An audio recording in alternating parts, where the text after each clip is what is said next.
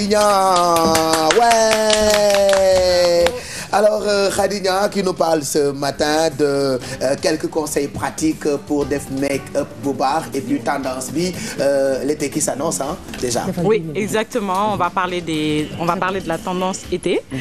Mais bi yoon en fait on va parler plutôt d'une tendance intemporelle, c'est-à-dire du loo xam ne été bi rek lay xew. D'accord. Été yëpp la, c'est-à-dire pour un maquillage été, on essaie tout le temps de capter la lumière.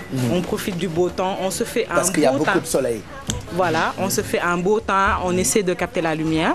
Mais avant de parler de ça, moi, je vais commencer par le plus facile, c'est-à-dire on va commencer par quelques petits trucs pour les hommes. Ah, alhamdulillah, enfin quoi, passe à nous. Donc waa léegi balaa loolu Pape Cheikh yow loo am. Moi j'ai rien franchement ah man aw ma dara. Pape Cheikh da ngay nëbbatu waaye am nga dara. am nga sànq wax nga ma am nga benn affaire. Ah non mais ok li ma am. waaw li ma am démb lañu ma ko may ah. waaw Henriette depuis c'est une maman alors dama simmi samay dàll mu xool sama tànk bi dafa bëri peau morte. Alors man comme serre là damay sama wee par exemple dama dem def manucure dama koy yëy sama tànk aussi bu. da nga koy yëy da nga koy yëy. waaw dama koy yëy bu amee ay xup. Pape Cheikh ni kii weewu tànk laa wax. si mën naa dama yëy sama weewu tànk. et je promets. en plus demuñu ma. vous voulez que je fasse ça pour vous. non Pape bi lay baax. Non non vraiment parce que c'est pas très hygiénique. C'est pas très hygiénique. C'est pas hygiénique. Mais je vous montre comment. Allez, non. Et ça se fait pas. mais jéggal nañ la ko. bul si ni Pape baal nañ la. Pape bu ñu gis say tànk. lay la laaw oui yaay oui. Alors oui. moi il m'arrive c'est pas pratique c'est pas conseillé par les professionnels mais damay jël sama tànk bi nii ma def nii regarde lii xale rek ko mën. xale rek ko mën lii. mag ñi mënuñu lii. léegi nga xam de. léegi nga xam de. non xoolal. su ma defee waxuma loolu de. léegi nga xam. camembert. moi je peux faire comme ça ak sama tànk pour lekk yëy sama weewu tànk alors gis nga sama tànk bi dafa bëri peau morte. waaw bëri na regarde léegi damay jékki-jékki muy def ay xollit nii ah et je suis pas le seul. Après mu may ma benn produit boo xamante ni gommage la. J'ai pas encore essayé ça mais c'est tout ce que j'ai chez moi. Sinon côté maquillage je ne me maquille qu'à la télé. Oui bon je pense que les hommes en général n'ont pas besoin. Arrêtez de montrer mon pied. Je pense que les hommes en général. J'ai pris mon pied teg ko fii ci table bi. Les hommes en général soxlawul quand même ñuy maquiller wu. Il suffit juste de prendre soin de soi. Ex yoo loo am. non ça y est jeex na. Mado jàngal na ma ni ñuy xeexee camembert donc voilà je suis les conseils de Mado. Alors man li ma am c'est beaucoup de produits. Pour ay kanam lépp ci kanam la quoi mais aw ma dara loxo ak tànk comme le Pape Cheikh amee. Mais par contre dama bëggoon xam. J'ai tellement de marques. que benn marque rek laa utilisé. dama bëri ay marques. Comme j'ai des belles chaussures. Et j'aimerais bien avoir Burberry's. C'est Burberry's là. Ah non, mais vous citez des marques ici? Je ferai pas de pub. Ah quand même. Voilà, mais voilà. Allez, continuez de parler. bàyyi ko rek bu ñu ay souplesse bi moo ma jaaxal.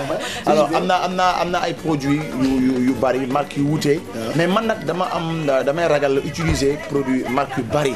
c'est-à-dire que benn marque rek laa utilise ba mu jeex ma soog a jël beneen. Non, c'est pas gênant. Est-ce que c'est pas gênant? Non, c'est pas gênant. Quand en fait am na 2 en 1, 3 en 1 yooyu am naa leen quoi. Non bu dee am nga 2 en 1 par exemple ça dépend 2 en 1 bi lan la. bu dee par exemple masque ak contre les boutons.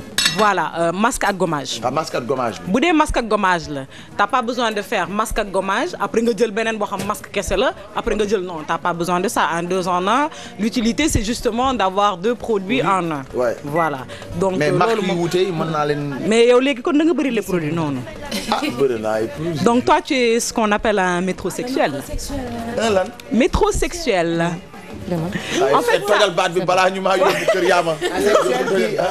Un sexuel qui métro. Non, un sexuel qui métro. Non, un métrosexuel c'est juste en fait c'est vrai que boo déggee baat bi mën na la sembler lu bizarre wala yooyu. Un métrosexuel c'est juste un homme qui aime prendre soin de lui. Voilà. Un homme Donc je suis un métrosexuel. Un homme à part entière qui aime prendre soin de lui. Voilà. Je suis métrosexuel ou tu es métrosexuel. Tu es un métrosexuel. Voilà, côté soin. Après il y a des métrosexuels yoo xam ne da nga leen di xool. Qui sañse yow mi. Yow tu es métrosexuel. Waaw. Pas trop du tout parce que moi je suis pas la mode en fait. Moi je suis pas la mode. Je ne m'habille qu'en conséquence de. C'est pas parce que tu ne suis pas la mode. Même si tu suis pas la mode. Par exemple Wally on peut dire que c'est un métrosexuel. Wally Seck c'est un métrosexuel là. Wally c'est un métrosexuel. Man métrosexuel ou kanam la. ak solo aussi hein. Solo sañ sa. Donc voilà moi pour les hommes. Il y a des produits maintenant spécifiques, am na ay gommages, ay masques, il y a des gammes. Je ne veux pas citer des marques, mais il y a des trucs Men, Expert, Men. On peut trouver n'importe où, dans tous les supermarchés. Voilà, dans les parapharmacies. Exactement, des produits pour góor en parapharmacie. Gommages, masques, soins, lotions. Donc les hommes maintenant peuvent prendre soin d'eux. Pourquoi pas?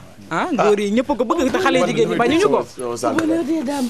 Au bonheur des dames. Voilà, góor xeeñu lu neex solo lu baax. C'est. ndeysaan te kat baal bi dafa nekk ci suuf ba tey waxul waaye bi ñu commencé waxu góor waaw. man jaaxal nga ñu kenn du yow. Donc maman j'espère que tu regardes pas ta fille parce que jàngaloo ko woon lii. Donc c'est par ça que je voulais commencer. Maintenant, l'autre chose, c'est que je vais prendre Bijou comme cobaye comme d'habitude, juste pour vous montrer en fait comment mettre en lumière un maquillage qui existe, qui est déjà là. En fait, elle est déjà maquillée. C'est pas grave. De toute façon, j'ai pas besoin du rouge à lèvres. Je vais juste prendre les produits dont j'ai besoin. Elle peut venir devant toi. Elle peut venir là, ouais, ñëw ci par Bijou kay. Xam nga dafa feebar bëgguma ko woon def.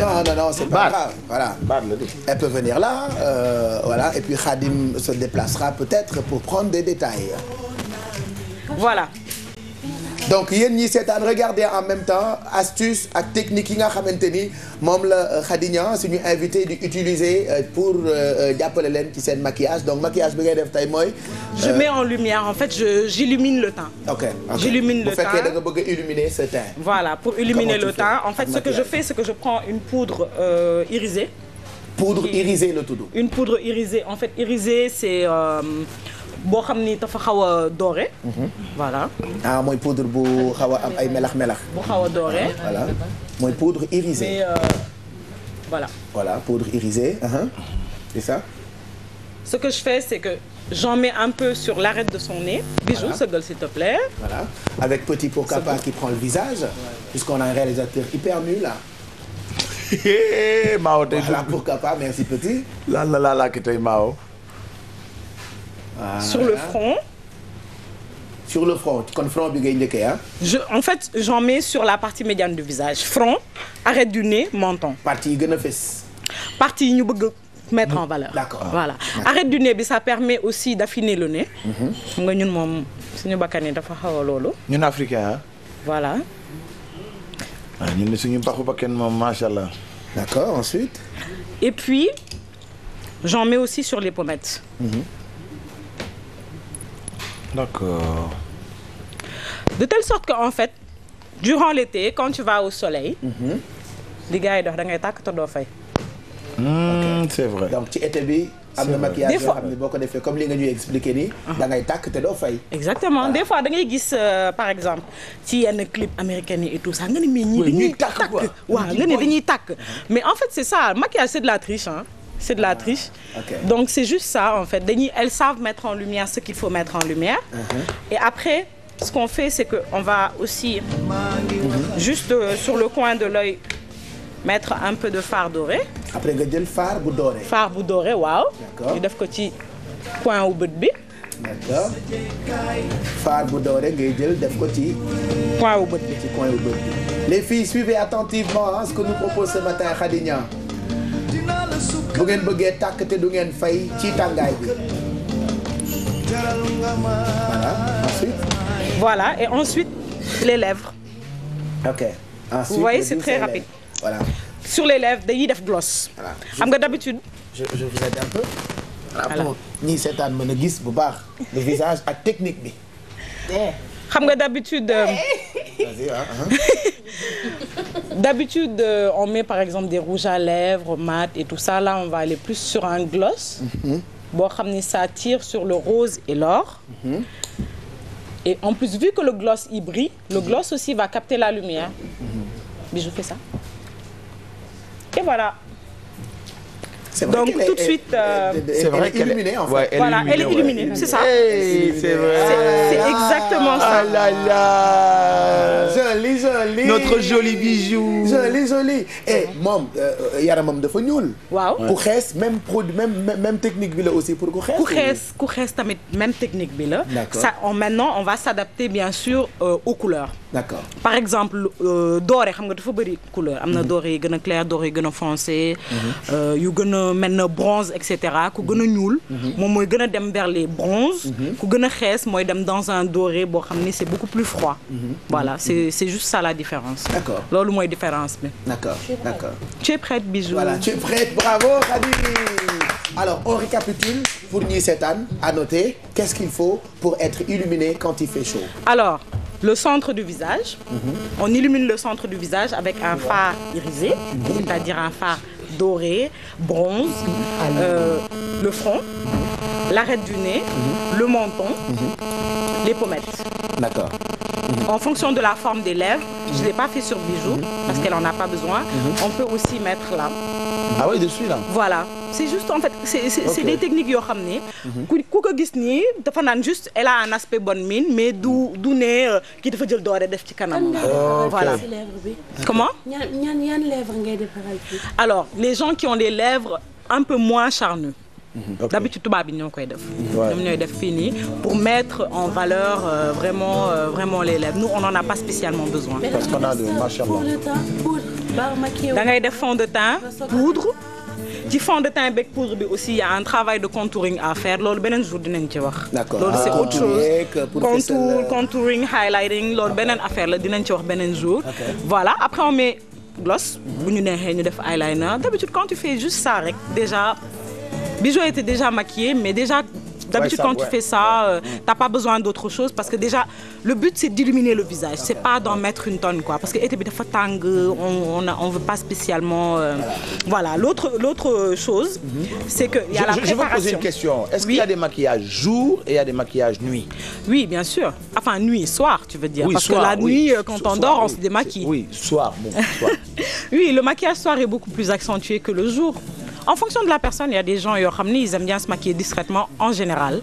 Mais d'habitude les filles bu ñu bëggee gën a génn guddi bi dañuy par exemple def rouge à lèvres bu coloré. Par exemple sur ce maquillage là on peut mettre un rouge à lèvres rose, rouge, orange, oui, parce qu'elle a les yeux assez discrets. D'accord. Il y a une règle d'or en maquillage aussi. Mooy soit la bouche ou les yeux. Ah, jamais les deux. Hein? Jamais les deux. C'est-à-dire boo jëlee ay couleurs def ko kii boo jëlee ay couleurs def ko ci sa bët.